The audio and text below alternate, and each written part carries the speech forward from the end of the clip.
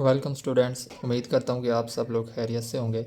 आज का हमारा जो एक्सपेरिमेंट है वो बहुत ही इम्पोर्टेंट एक्सपेरिमेंट है, जो है sulphonation of aniline to sulphanilic acid. हमने बेसिकली सल्फोनिलिक एसिड बनाना है और एनिलीन की सल्फोनेशन करेंगे तो इससे सल्फोनिलिक एसिड हमारे पास बनेगा, जो कि बहुत इंपॉर्टेंट है। तो हम अभी जो है थोड़ा सा इसकी थ्योरी जो इसके रिलेटेड है, इंट्रोडक्शन और थ्योरी और प्रिंसिपल थोड़ा और केमिकल रिएक्शन देख लेते हैं। उसके बाद हम लैब के अंदर चलेंगे। तो लैब के अंदर मैं आपको कंप्लीट परफॉर्म करके उसके रिलेटेड जो भी कंसेप्ट होंगे वो समझा दूंगा, और दोबारा फिर हम इसी पेजेस पे आएंगे और कैलकुलेशंस और उसके रिज़ल्ट्स तो मैं वीडियो के अंदर डिस्कस कर लूँगा, और कैलकुलेशन जो है वो हमने इधर आके परफॉर्म करनी है, जो कि बहुत इंपॉर्टेंट है। और उसके रिलेटेड थोड़े से क्वेश्चंस भी हैं, वो भी फिर मैं इधर बता दूँगा। तो बेसिकली सल्फोनेशन है क्या? सल्फोनेशन केमिकल रिएक्शन है जिसमें सल्फोनाइल ग्रुप को इंट्रोड्यूस करवाया जाता है या लगा दिया जाता है, यूँ समझे। जैसे सल्फोनाइल ग्रुप जो है बेंजीन के ऊपर लगा देना। तो इसकी एग्जांपल्स हैं, जैसा कि ये एरोमेटिक कंपाउंड्स के अंदर, ठीक है, जैसे बेंजीन हो गई जो अभी मैंने आपको बताया है, और बेंजीन से सल्फोनिलिक एसिड बनाते हैं, और उससे मतलब बेंजीन से बेंजीन सल्फोनिक एसिड बनता है, तो जो कि बहुत इम्पॉर्टेंट इंटरमीडिएट होता है, जो बहुत से रिएक्शंस के अंदर इंटरमीडिएट के तौर पे यूज़ होता है। तो उससे आगे नेक्स्ट फर्दर चीज़ें बनाई जाती हैं, जो बेसिकली ज़्यादातर ये ऑर्गेनिक रिएक्शंस में यूज़ होता है। तो सल्फोनेशन अमाइनो एसिड की भी सल्फोनेशन होती है। मिसाल के तौर पे हमारे पास ये हिस्टिडीन और टायरोसिन, तो ये जो है ये रिएक्टिव इनकी साइड चेंज होती हैं। ये देखें, इनकी इसकी और इसकी, ये हिस्टिडीन है और ये टायरोसिन है।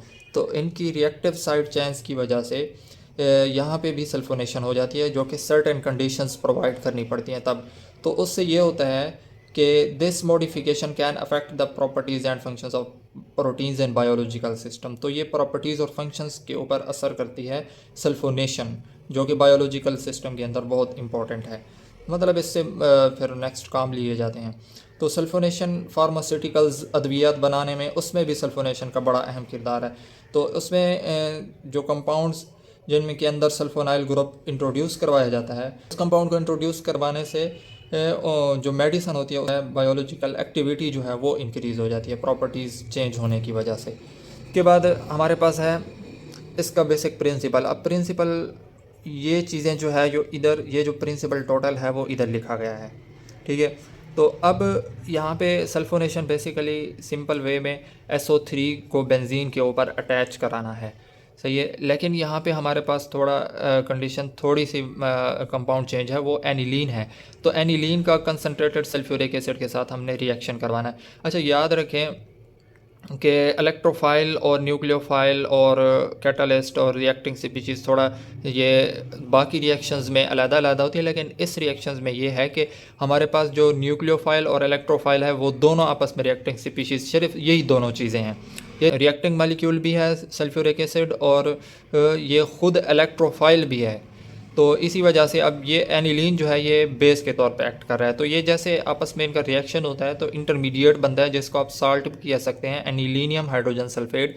तो इससे आगे वाटर रिमूव कराया जाता है 200 डिग्री सेंटीग्रेड के राउंड अबाउट टेम्परेचर देके। तो उससे हमारे पास फिर नेक्स्ट जो है इसकी पैरा पोजीशन, इसकी अर्धो मेटा एंड पैरा पोजीशन के ऊपर ये SO3 ग्रुप जो है वो अटैच हो जाता है। तो ये 90% प्रोडक्ट हमारे पास, ज़्यादातर 90% यही प्रोडक्ट बनती है। तो बाकी उसमें फिर और चीज़ें आ जाती हैं। तो मैकेनिज़्म में ये है कि सिंपल, आपको पता है कि एसिड जो है वो प्रोटॉन देता है, तो ये एनिलीन जो है एक न्यूक्लियोफाइल के तौर पे एक्ट कर रहा है। तो यही, इसी को मैंने यहाँ पे ये ओपन थोड़ा सा करके लिख दिया। तो इससे इसने जैसे रिएक्ट करना है तो हमारे पास ये साल्ट बनेगा। तो इसमें यह है कि हम वाटर जैसे रिमूव कराते हैं तो वो वाटर इससे रिमूव होने के बाद SO3 बचता है, और SO3 की जो है वो आर्थो मेटा और पैरा, ये आर्थो पोजीशन मेटा और ये पैरा, तो पैरा पोजीशन के ऊपर SO3 की जो है अटैचमेंट हो जाती है। तो इससे एक ज़्वेटर आयन भी हमारे पास बनता है। अब ये ज़्वेटर आयन जो है ये इस तरह बन जाता है कि यहाँ से जो SO3 का H है ये इसके पास चला जाता है, क्योंकि इसके पास लोन पेयर हैं, तो इसी वजह से इस पे नेगेटिव चार्ज और इस पे ऊपर पॉजिटिव चार्ज। तो ये बेसिकली ये चीज़ सल्फोनिलिक एसिड है। तो इसके प्रिंसिपल के अंदर यही लिखा हुआ है कि ये इलेक्ट्रोफिलिक एरोमेटिक सब्स्टिट्यूशन है, न्यूक्लियोफाइल और इलेक्ट्रोफाइल। न्यूक्लियोफाइल क्या है? एनिलीन है, और इलेक्ट्रोफाइल क्या है? इसमें SO3 जो कि सल्फ्यूरिक एसिड के अंदर मौजूद है। In the presence of strong electrophile such as sulphur trioxide और sulphuric acid, the lone pair of electrons on the amino acid of aniline act as a nucleophile. तो लॉन पेयर जो है मतलब lone pair यहाँ पे nucleophile के तौर पर एक्ट करेंगे, और इलेक्ट्रोफाइल जो है वो इलेक्ट्रॉन का लवर होता है। तो लॉन पेयर इसके बाद इसके पास इलेक्ट्रॉन है, तो इसका लवर कौन होगा? न्यूक्लियोफाइल, जो इधर से आएगा।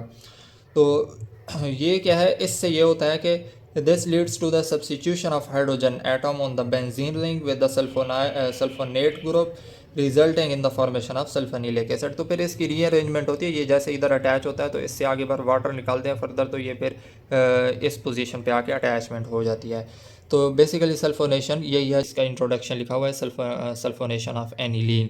ठीक है, तो इसमें यही है कि सल्फोनेट ग्रुप जो है उसने आके अमाइनो एसिड के एनिलीन मालिक्यूल के साथ ऐड होना है। सही, इस रिएक्शन से यही हमारे पास प्रोडक्ट आएगी। ठीक है, तो ये प्रोडक्ट जो है important intermediate in the synthesis of various dyes and pharmaceuticals. मैंने आपको पहले भी बताया कि फार्मास्यूटिकल्स और ये डाइज रंग वगैरह बनाने में इसका बहुत अहम किरदार है, ये सल्फोनिलिक एसिड कंपाउंड का, ये मालिक्यूल का।